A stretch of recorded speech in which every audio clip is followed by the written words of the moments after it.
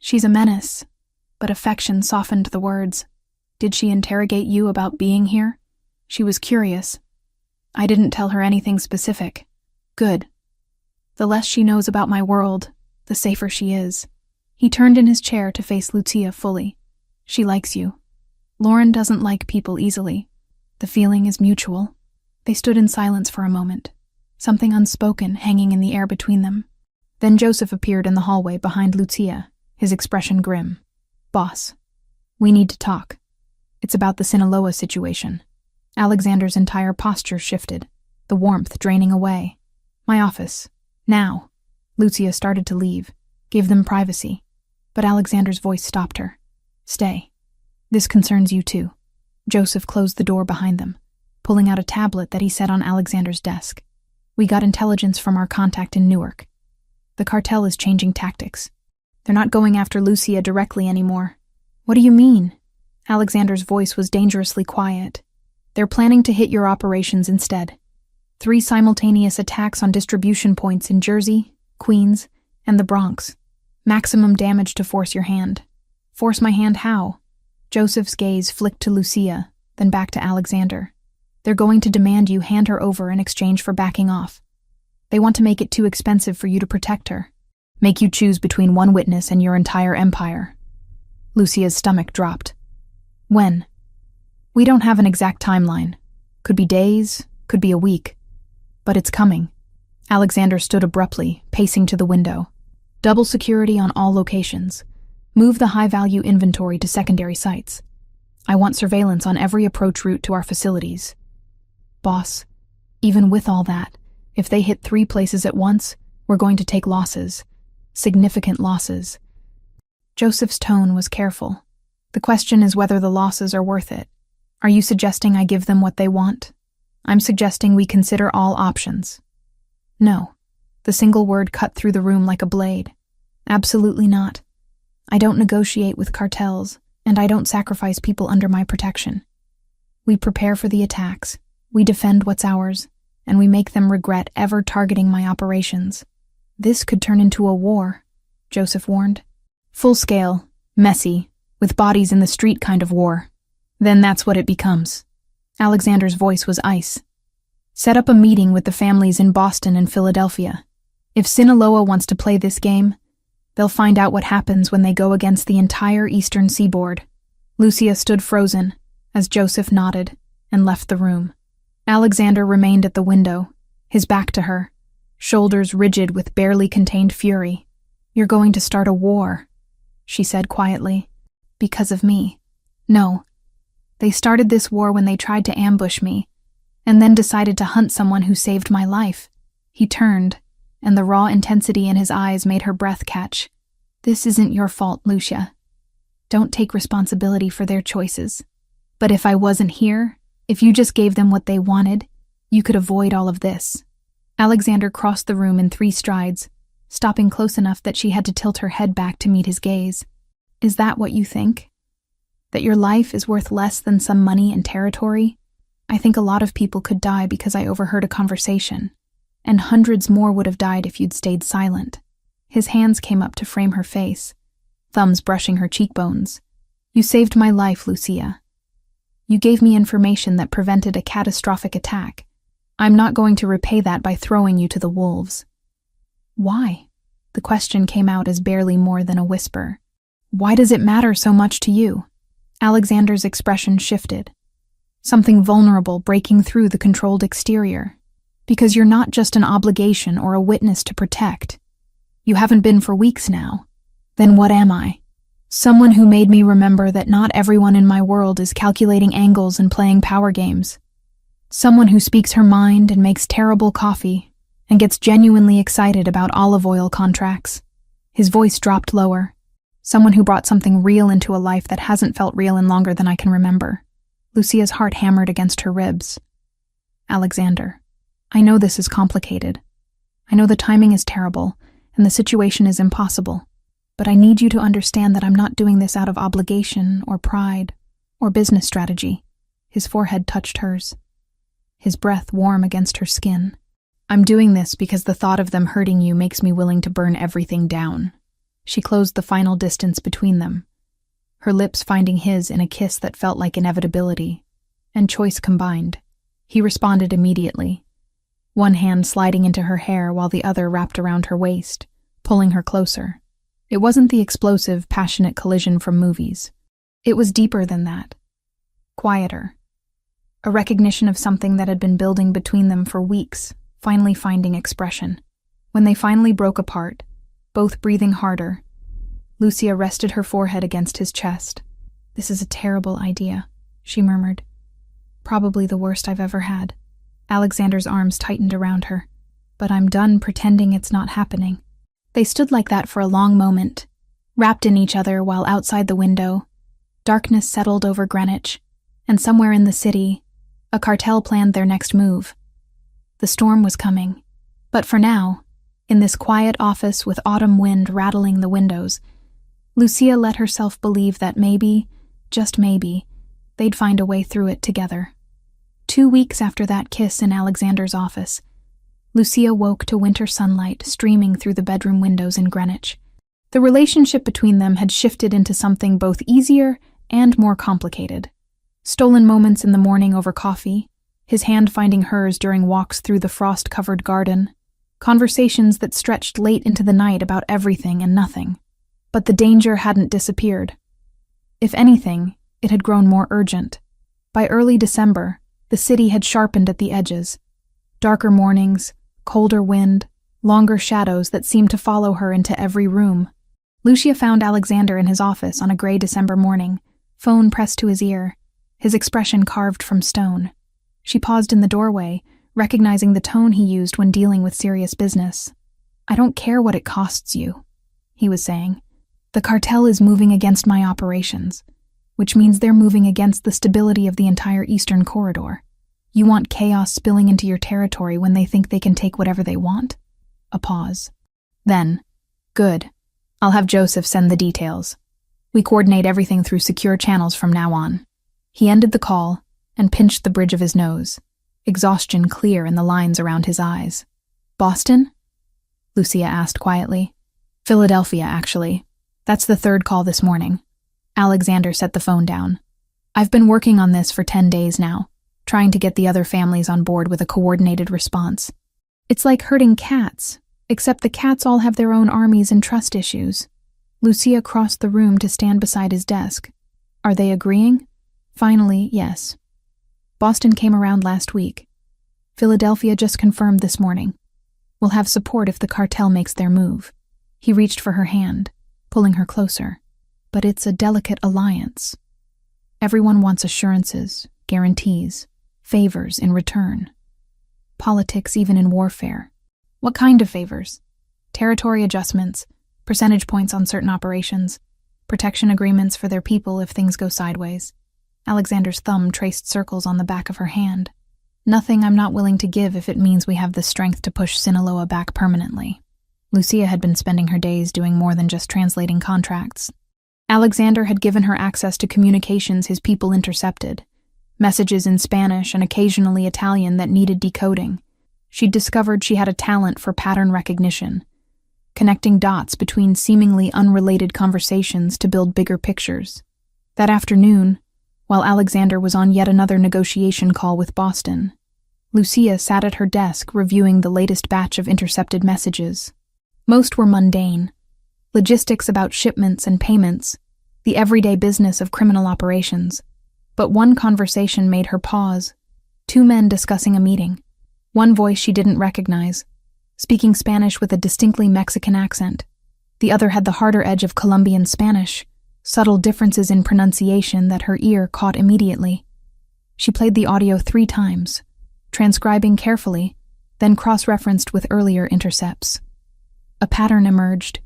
The same Colombian voice appeared in 5 different conversations over the past 2 weeks, always arranging meetings, always in Newark.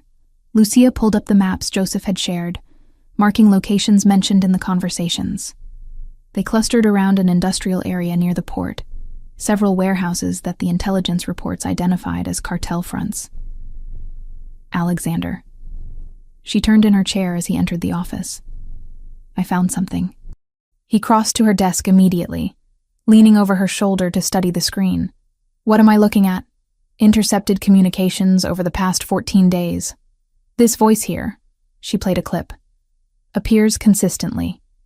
He's Colombian, high-ranking based on how others defer to him, and he's planning a meeting with the cartel leadership in Newark, at one of their warehouse fronts. Alexander's eyes narrowed. When? The conversations don't give an exact date, but based on the context, soon. Within the next week, maybe sooner. Lucia pulled up her notes. They're discussing terms for expanding cocaine distribution through the eastern seaboard. The Colombian is bringing product samples and new supply chain proposals. This is the connection we've been looking for. Alexander straightened, already pulling out his phone. If we can disrupt their supply relationship with the Colombians, we damage their operational capacity significantly. There's more. Lucia hesitated, then pushed forward with the idea that had been forming. I could get inside that meeting. Alexander's head snapped toward her. Absolutely not. Listen to me first. They'll need a translator, someone who speaks both Spanish and English fluently for business negotiations. The cartel leadership probably speaks decent Spanish, but the Colombians will want precision in their contracts.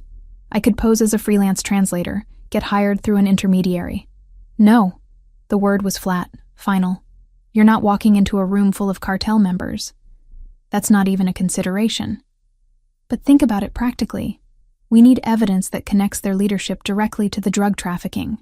Testimony from someone external, someone not affiliated with either organization. That's admissible in court in ways that your people's testimony wouldn't be. Alexander's jaw clenched. I have professionals who handle this kind of work. People trained for infiltration. Joseph didn't flinch. We tried placing one of ours in late October. He was made before he even reached the table. They're paranoid now. New faces get checked, questions get sharper, and anyone who hesitates doesn't get a second chance. Who all have accents that would mark them as American the second they opened their mouths. Lucia stood, facing him directly. I speak Spanish with neutral fluency.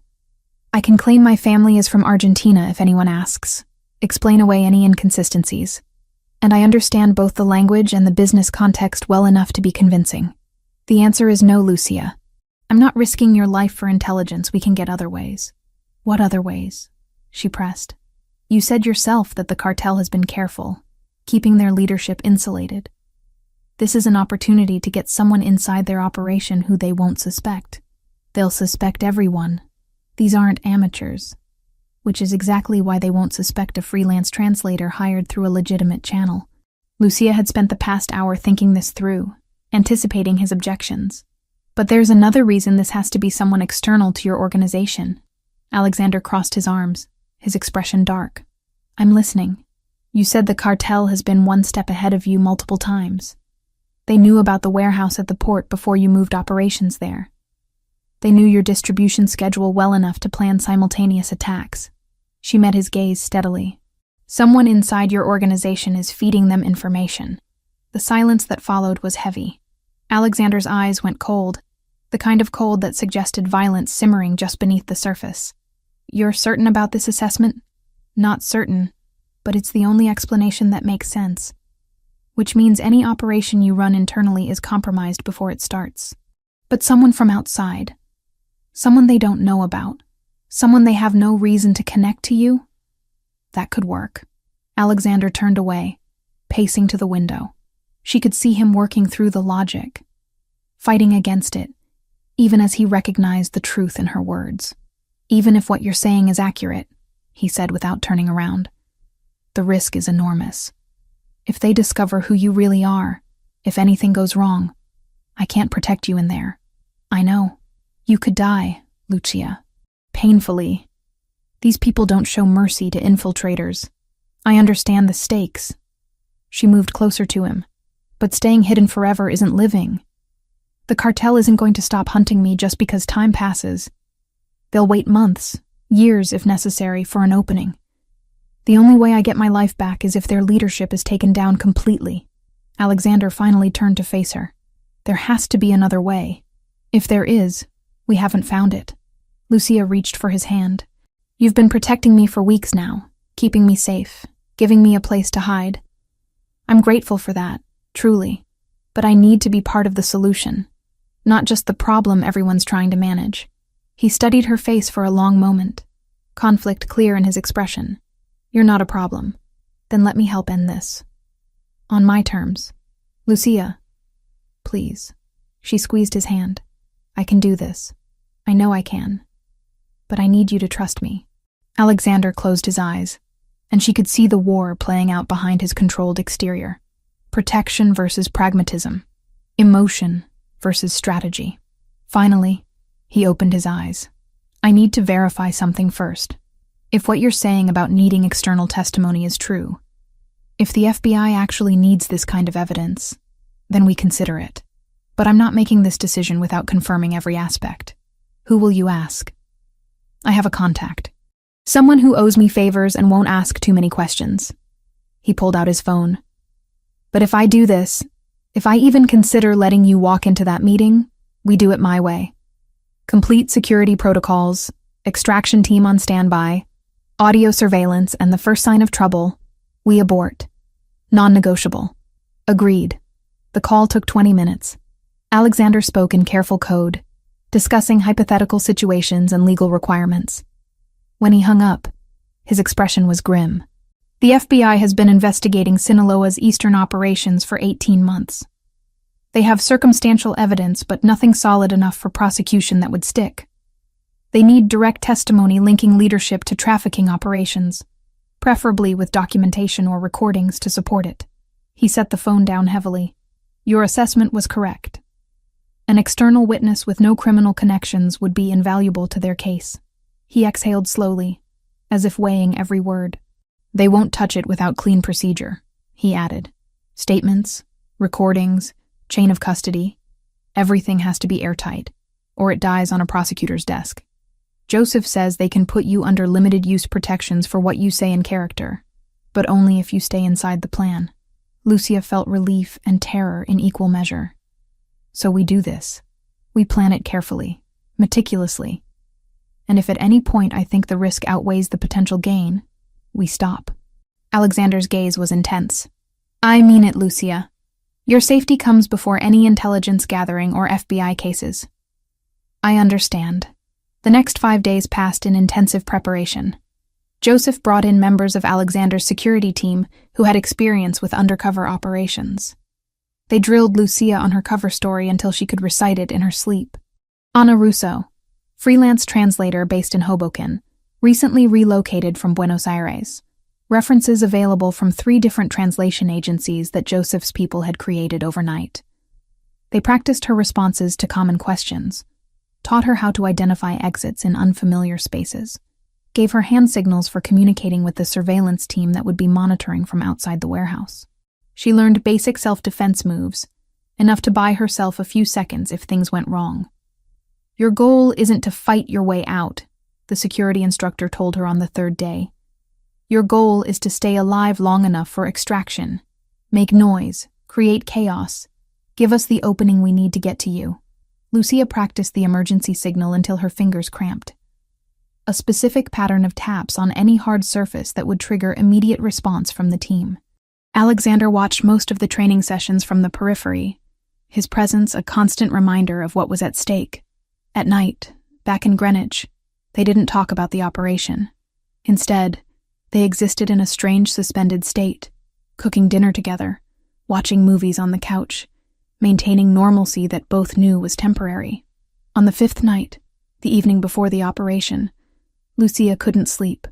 She found Alexander in his office at 2 a.m, staring at surveillance photos of the Newark warehouse where the meeting would take place. You should be resting, he said without turning around. So should you. She entered the room, closing the door behind her. Can't stop thinking about tomorrow? I'm reviewing exit routes, backup positions for the extraction team, contingencies for every scenario I can imagine. He finally looked at her. And I keep coming back to the fact that I'm letting you walk into a building full of people who want you dead.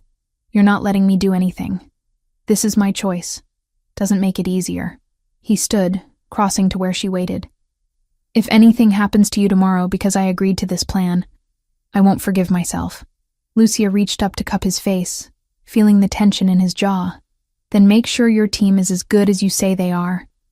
Make sure the plan is solid. And trust that I can handle myself in there. I do trust you. It's everyone else I don't trust."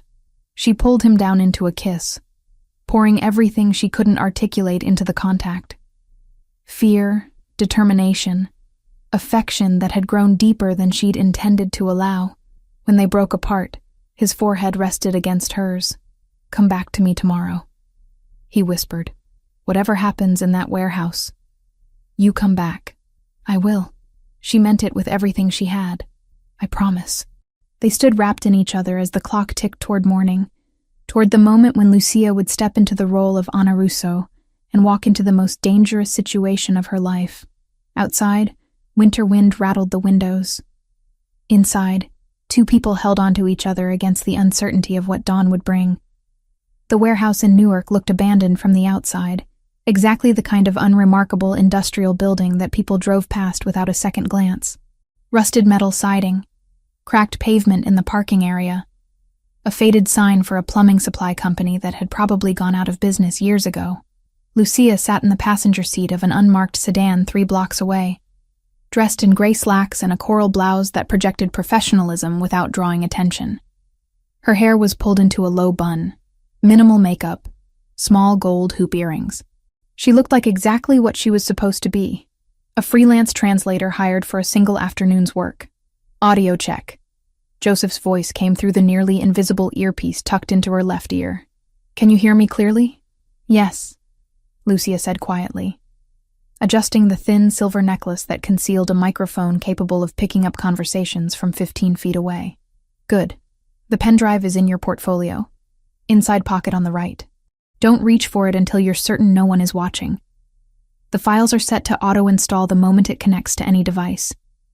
30 seconds maximum, then remove it."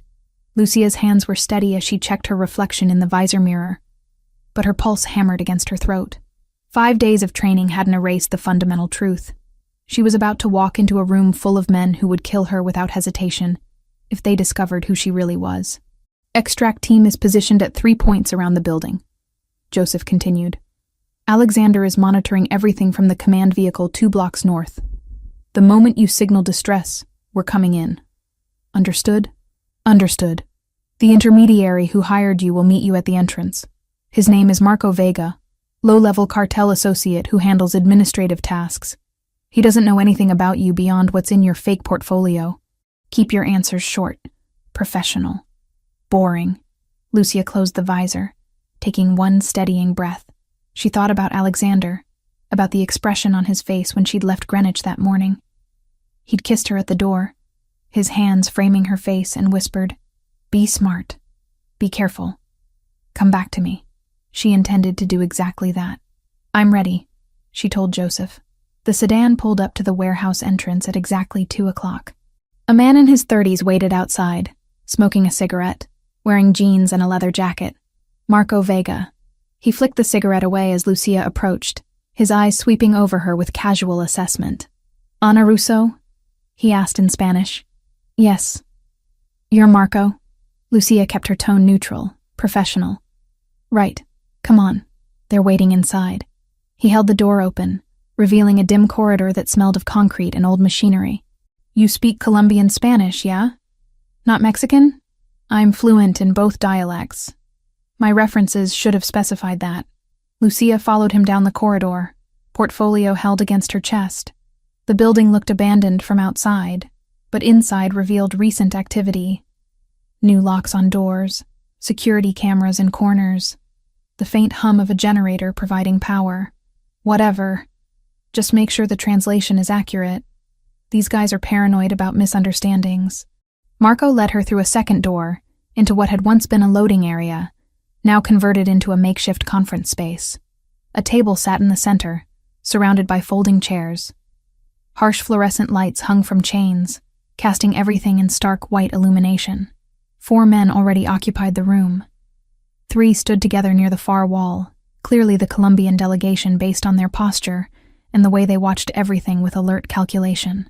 The 4th sat at the head of the table, a man in his 50s with graying hair and the kind of stillness that suggested violence held carefully in check.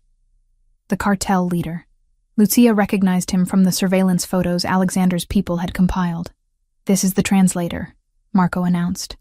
"Anna Russo, from the agency." The leader's eyes found Lucia, assessing her thoroughly. "You come recommended?" "I've worked for several businesses in the area," Lucia replied in Spanish, keeping her voice steady. "My references are available if you'd like to verify." "That won't be necessary. We're on a tight schedule."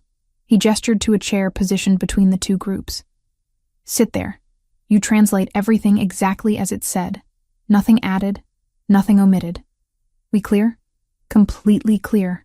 Lucia took the indicated seat, setting her portfolio on the table in front of her. The pen drive felt like it weighed 1,000 pounds inside the inner pocket. One of the Colombians stepped forward, extending his hand. "Rafael Cortez. I represent suppliers from Medellin. These are my associates, Diego and Luis." Lucia shook his hand, noting the firmness of his grip, the expensive watch on his wrist, the tailored fit of his suit. This was someone high in the organization, not a middleman. "Shall we begin?" Rafael asked in Colombian Spanish, his accent pure paisa. For the next 40 minutes, Lucia translated negotiations that made her skin crawl. Cocaine shipments measured in tons, distribution networks spanning from Baltimore to Boston, payment structures involving millions of dollars. She kept her face neutral, her voice professional, converting their words with mechanical precision. The cartel leader, whose name she learned was Hector Salazar, reviewed documents spread across the table. Rafael had brought samples, small packages wrapped in plastic that sat beside his briefcase like everyday business materials. "The quality is verified?" Hector asked. 94% pure. Our processing facilities use the newest techniques, minimal cutting, maximum profit margin for distribution. Rafael's smile was all business. "Your people will appreciate the consistency," Lucia translated, her mind tracking everything. The confession to drug trafficking, the admission of international smuggling, the detailed discussion of distribution networks. Every word was being recorded, every admission captured by the microphone hidden in her necklace. "We should discuss payment terms," Hector said, pulling a laptop from a bag beneath the table. "I have our financial projections for the next quarter, showing how we'll structure the buyback." He opened the laptop, fingers moving over the keyboard. This was the moment. The opportunity Joseph had described. "I need to use the restroom," one of the Colombians, Diego, announced suddenly. "Down the hall, second door," Marco directed from his position near the entrance. Diego left. Rafael and Luis continued discussing logistics with Hector, their attention focused on the laptop screen showing spreadsheets and financial data. Lucia shifted slightly in her chair, reaching into her portfolio as if retrieving a notepad. Her fingers found the pen drive, a small rectangular device no bigger than her thumb. She kept it palmed in her left hand, waiting. The conversation continued around her. Numbers and percentages and distribution percentages. Rafael leaned closer to the laptop to examine figures, blocking Hector's view for a critical few seconds. Lucia dropped her pen deliberately, letting it roll toward the edge of the table. "Excuse me," she murmured, bending to retrieve it. In the motion, her left hand moved beneath the table edge, finding the laptop's USB port by feel. The pen drive slid in smoothly, a barely audible click as it connected. She straightened, pen retrieved, heart hammering so violently she was certain everyone could hear it. The laptop screen flickered for just a moment, the files installing in the background, while the spreadsheet remained visible. 20 seconds. 30. The progress indicator Joseph had described would be nearly invisible on the screen's edge. "These projections assume stable supply," Rafael was saying. "Any disruption in production affects our ability to deliver. Our supply chain is reliable," Hector insisted. "We've maintained consistency for 18 months. 45 seconds. Lucia forced herself to breathe normally, to maintain her neutral translator expression. Diego returned from the restroom, resuming his position with the other Colombians. The pen drive had to come out. If they noticed it, if anyone looked at the right moment, the entire operation collapsed. Lucia cleared her throat softly. "Excuse me. I need to mark the contract sections for translation." "May I?" She gestured toward the papers on the table, closer to the laptop. "Go ahead," Hector said, without looking up. She leaned forward, her left hand disappearing beneath the table again. The pen drive slid free, back into her palm, then into her pocket in a single smooth motion. Her training had emphasized economy of movement. Nothing that would draw attention. The files were installed. The modified financial records showing systematic theft from the Colombian suppliers now resided on Hector's laptop, backdated to appear 6 months old, carefully crafted to suggest diversion of funds that Raphael's organization should have received. "Let's review the payment schedule one more time," Raphael said, pulling his own tablet from his briefcase. "I want to confirm our numbers match yours." Hector pulled up a different spreadsheet. Raphael and his associates studied their tablet, comparing figures. Lucia watched the moment unfold with growing dread and anticipation. The numbers wouldn't match. Couldn't match. Because the files on Hector's laptop now showed significantly different payment amounts than what Raphael's records contained. "Wait," Raphael's voice sharpened. "This shows 3.2 million for the September shipment. Our records indicate 3.8 million. "That's incorrect," Hector said, frowning at his screen. "We paid exactly what was invoiced. Show me the transfer documentation." Hector opened another folder on his laptop, clicking through files. With each screen, the discrepancies became more apparent. Payments that didn't match invoices. Transfers showing amounts different from what the Colombians had recorded. 6 months of systematic differences, all suggesting that Hector had been skimming from the top. "What is this?" Raphael's tone had gone ice cold. "You've been stealing from us?" "I haven't stolen anything. These are our accurate records." But Hector's confusion was genuine. Lucia could see it. He had no idea the files had been modified. No reason to suspect the laptop was compromised. $600,000 missing from September alone. Luis had his own phone out now, pulling up records. October shows similar discrepancies. "You've taken over 2 million from our organization." "That's impossible. Marco, get our accountant on the phone." But Raphael was already standing, his hand moving inside his jacket. "We don't negotiate with thieves." Diego and Luis stood as well, their movements synchronized, hands also moving toward concealed weapons. Marco had gone pale near the door, clearly realizing this business meeting was spiraling into something lethal. "You need to calm down," Hector said, his voice dropping into dangerous territory. "Whatever your records show, they're wrong.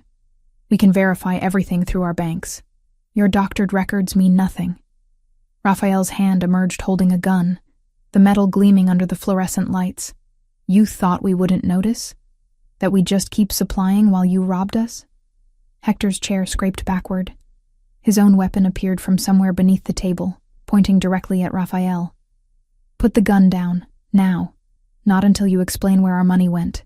Lucia's hands moved to the edge of the table, tapping out the emergency pattern Joseph had drilled into her. 3 quick taps, pause, 2 taps, pause, 3 more. The signal transmitted through the microphone, reaching the extraction team positioned around the building. The situation exploded in the next second. Raphael fired, the shot deafening in the enclosed space. Hector dove sideways, returning fire. Diego and Luis had their weapons out, shooting at Marco, who'd pulled his own gun. The warehouse filled with the sharp crack of gunfire, the smell of cordite, shouting in Spanish and English. Lucia threw herself under the table, crawling toward the wall. Her training kicked in. Move, create distance, stay low, don't be a target. Bullets struck metal and concrete, ricocheting with terrifying whines. Glass shattered somewhere. Doors burst open with explosive force. New voices shouted commands in English. "Federal agents, drop your weapons. Hands where we can see them." Alexander's extraction team came through a side entrance simultaneously. Armed men in tactical gear moving with military precision.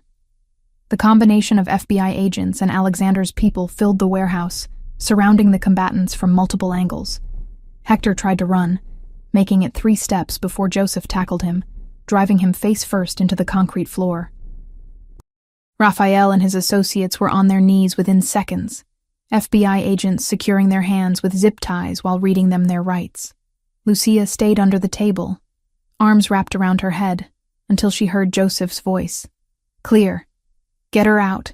Hands pulled her gently from beneath the table, Joseph's face appearing in her field of vision. "You hurt?" "No, I don't think so." Her voice came out shaky, her ears still ringing from the gunfire. Good, let's move. We need you away from here before anyone starts asking questions the FBI can't answer. He guided her through the chaos, past federal agents processing the scene, past the Colombians being read their rights, past Hector Salazar cursing in Spanish as evidence bags were filled with the cocaine samples and documents scattered across the table. The unmarked sedan was running, door already open. Lucia collapsed into the back seat, adrenaline draining away and leaving her trembling. The driver pulled away from the warehouse immediately, taking side streets away from the growing cluster of law enforcement vehicles converging on the location. 2 blocks away, the sedan stopped beside a black SUV. The door opened and Alexander was there, reaching for her, pulling her out and into his arms in one motion. Lucia buried her face against his chest, finally allowing herself to shake. "You're okay," he murmured against her hair. "You're safe. I've got you." It worked. She managed. "The files. The Colombians saw them.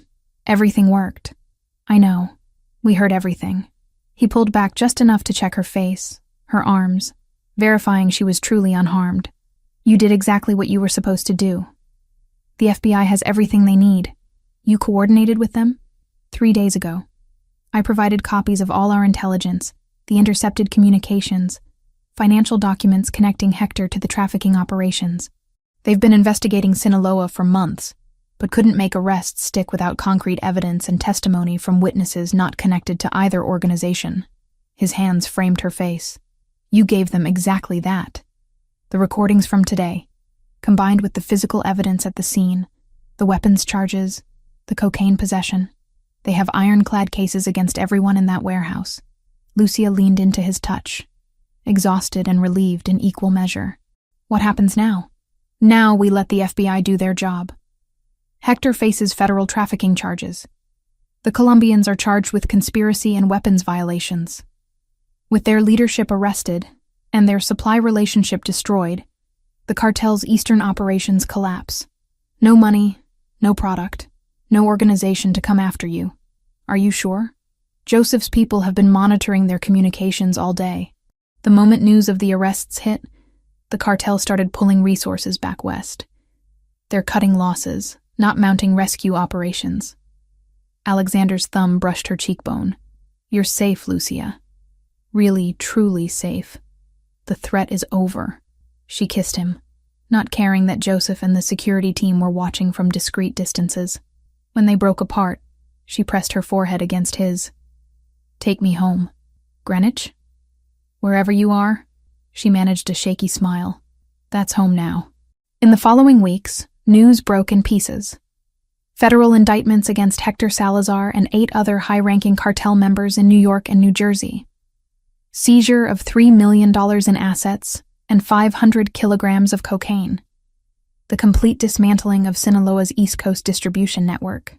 The Colombian suppliers publicly ended their partnership, releasing a statement about betrayal and theft that effectively destroyed any chance of the cartel rebuilding those connections. Lucia watched it unfold from the safety of Greenwich, working with Alexander on legitimate business contracts, while the FBI built their cases. Anna Russo disappeared from public record, a translator who'd been in the wrong place at the right time. Her testimony sealed as part of the federal investigation, and slowly, carefully, Lucia started believing she might actually get her life back. Not the life she'd had before, waiting tables and scraping by. Something better. Something real. Something she was building with a man who'd risked everything to keep her safe. The threat that had hung over her for months finally dissolved, replaced by the cautious hope of a future she could choose for herself. 3 months felt like a lifetime, and no time at all. Lucia stood in front of the full-length mirror in the Greenwich bedroom, adjusting the dress she'd chosen for tonight. The fabric was a rich amber gold that caught the light when she moved, fitted through the bodice before flowing into a skirt that ended just above her knees. Professional but elegant, confident without being flashy. She barely recognized herself. Not just the dress, or the way her hair had been styled in soft waves instead of her usual practical ponytail, but the expression on her face. The woman looking back at her stood differently, carried herself with a certainty that hadn't existed 4 months ago. "You look beautiful," Alexander appeared in the doorway, already dressed in a navy suit that fit him like it had been made specifically for tonight. Which it probably had been. I look terrified, Lucia corrected, turning away from the mirror. This is a huge event, and I keep thinking about everything that could go wrong. Nothing will go wrong. You've planned every detail for weeks. The Sicilian producers are flying in specifically because they trust you. The buyers are excited about the product line. This is your success, Lucia. Own it. She crossed to where he stood, reaching up to adjust his tie, even though it was already perfect. Our success. This only happened because you gave me the opportunity. I gave you the position. You earned everything else. His hands settled at her waist. Director of International Relations at Bellini Import Solutions. A title you negotiated for yourself, with a salary you insisted be market rate, not inflated because we're involved. You've closed deals with 3 countries in 3 months that other people spent years failing to secure. Lucia had insisted on those terms when Alexander first offered her the job. No special treatment, no favors disguised as business opportunities. She wanted to succeed or fail based on her actual abilities, not because the boss was sleeping with her. She'd spent one sleepless night listing every obligation that would still be waiting when the danger was gone.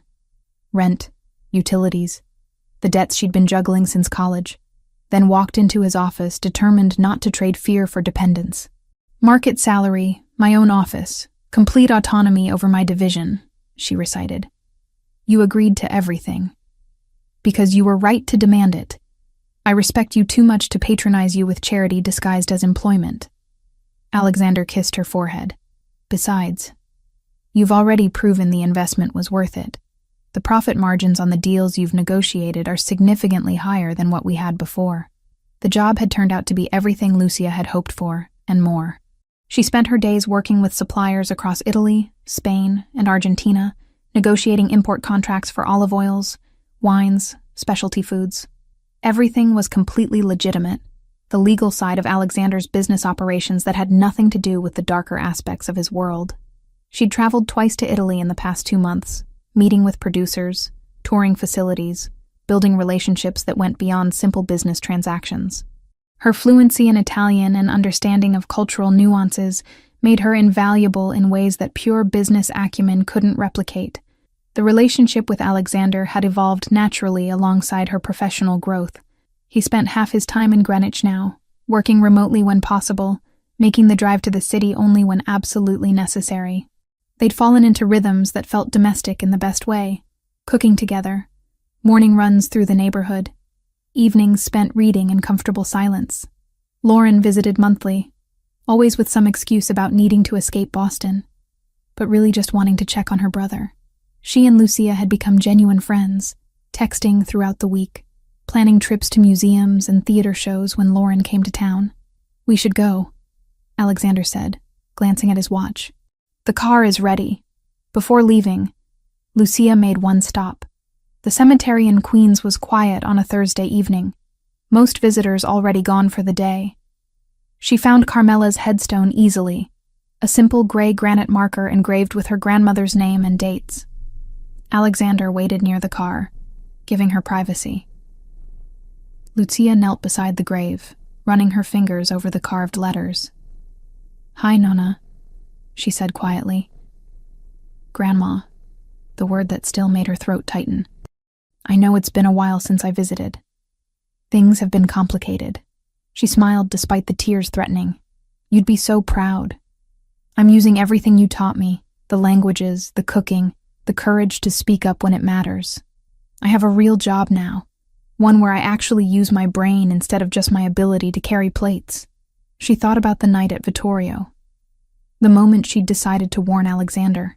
"I did what you always said.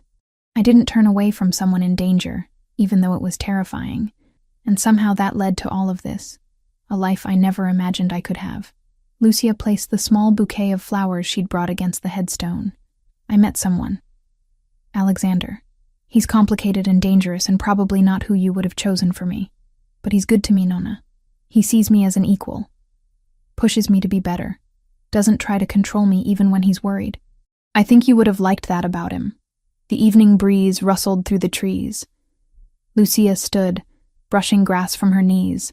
I'll come back soon, and I'll keep making you proud. I promise. She returned to the car where Alexander waited. He didn't ask what she'd said, just took her hand as they drove toward Manhattan. The event was being held at Vittorio, the same restaurant where everything had begun. Alexander had purchased a partial ownership stake in the business 2 months ago, replacing the previous management with people he trusted. He'd insisted on having the launch there despite Lucia's initial reluctance. It's poetic, he'd argued. You saved my life in that building. Now we're launching a new phase of our legitimate business there. Full circle. Of course, he'd also conducted extensive security checks on every employee, every vendor, every person who would be in the building tonight. Nothing was left to chance. The restaurant looked transformed from the last time Lucia had seen it. White lights strung through the dining room, elegant floral arrangements on every table, a string quartet playing soft classical music in the corner. The guest list included importers, distributors, restaurant owners, food critics, people who mattered in New York's culinary world. Lucia stepped out of the car, Alexander's hand steady at her elbow. Several people were already mingling in the entrance area, wine glasses in hand, conversations flowing in multiple languages. A few heads turned as they entered, recognizing Alexander immediately. Mr. Bellini? Thank you for the invitation. A restaurant owner Lucia had met during negotiations approached, shaking Alexander's hand before turning to her. And you must be Lucia Grant. I've heard wonderful things about your work. The Tuscan olive oil you sourced is exceptional. Thank you. I'm glad you're pleased with it. Lucia shook his hand, slipping into the professional persona she'd developed over the past months. Confident, knowledgeable, approachable. More introductions followed. Lucia worked the room naturally, switching between English, Italian, and Spanish depending on who she was speaking with. She discussed harvest conditions in Tuscany with one importer, explained the unique qualities of Sicilian wine with another, laughed at stories about difficult negotiations with a third. Across the room, she caught glimpses of Alexander doing the same, charming buyers and critics with the easy authority he wielded so naturally. But his eyes kept finding hers, checking in, making sure she was okay. Lucia, a familiar voice made her turn. Maria, one of the servers she'd worked alongside 3 years ago, stood there with a tray of appetizers. Oh my God, it really is you. When they said Lucia Grant was hosting this event, I thought it must be a different person. Maria, Lucia smiled warmly. How are you? Still working here? 4 years now. But look at you. Maria's eyes swept over the dress, the confident posture, the way important people were gravitating toward Lucia's conversations. What happened? Last I heard, you'd left for a family emergency and never came back. Life took some unexpected turns. Lucia accepted a small bruschetta from the tray. I ended up working in import negotiations, discovered I had a talent for it. Working for him? Maria glanced toward Alexander with obvious curiosity. Everyone knows he's one of the owners now. I work for Bellini Import Solutions, yes. He gave me an opportunity and I made the most of it. Maria studied her face for a moment, then smiled. Good for you, seriously. You always seemed like you were capable of more than just serving tables. I'm glad you found something better. After Maria moved on, Lucia made her way to the back terrace, where the evening air provided relief from the crowded dining room. The city lights glittered in every direction, taxis streaming past on the street below, the endless energy of Manhattan pulsing even at this hour. She was standing at the railing when Alexander joined her, 2 glasses of wine in hand. He offered her one without speaking, simply standing beside her as they looked out over the city. How are you holding up? He asked after a moment. Better than I expected. It's strange being back here, seeing people I used to work with. But good strange, I think. She sipped the wine, recognizing it as one of the Piedmont selections she'd negotiated last month. Did you see the critic from the Times? She was practically gushing about the product quality. I saw. You've impressed a lot of people tonight, Lucia. People who don't impress easily. We impress them. This is your company, your reputation. Our company now. Our reputation. Alexander turned to face her, setting his wine glass on the railing. I meant what I said earlier. You've transformed the international division in 3 months. The The revenue projections for next quarter are already exceeding what we hope to see by year 2. Because the products are excellent and we're offering competitive pricing. Because you understand people and culture in ways that pure business analysis can't teach. His expression turned serious. I need you to know something. When I offered you this position, I did it because I genuinely needed someone with your skills. Not because we were involved, not as a way to keep you close or safe. You earned this role based on your abilities. I know that. Lucia touched his face gently. You've never made me feel like anything other than a competent professional at work. Even when you disagree with my strategies, you let me make the decisions. That trust means everything. You saved my life that night in this restaurant. But over these past months, you've done something more important. Alexander's hands found her waist, pulling her closer.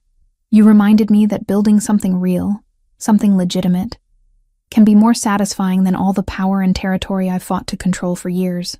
You're building an empire without violence. That's what your sister said she always hoped you'd do. I'm building a life, a real one, with someone who sees me as more than just the boss of a criminal organization. He kissed her softly. Thank you for taking a chance on me, Lucia, for trusting that I could be more than what I was. Thank you for letting me be exactly who I am without trying to change me or protect me so much I can't function.